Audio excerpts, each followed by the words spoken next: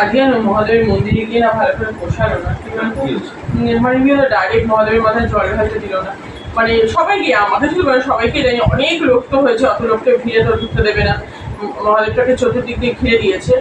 আর বাবা ভিঙ্গি যে থাকে, আরে বাবা নন্দী মহারাজ, ওটা ভিঙ্গি না, ওটা নন্দী মহারাজ। নন্দী মহারাজের মাথায় মহাদেবের ভক্ত নন্দী। হ্যাঁ, তো কি হয়েছিল জানি না তো। বাবা ওসব জানতা পণ্ডিত। তো পণ্ডিত তো আমি তো বলে দিলাম তো ওই জন্য নন্দী মহারাজ ওই তো নন্দী মহারাজের মাথাতেই জল ঢাললাম। আর শিবের মাথাতে জল পড়লোই না, যাই হোক অমনি করে মন সন্তুষ্ট করতে হলো।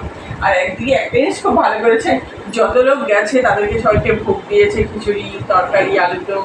আবার অন্যদিকে আবার দিচ্ছে লুচি, তরকারি, পায়েস, সব কিছু দিচ্ছে।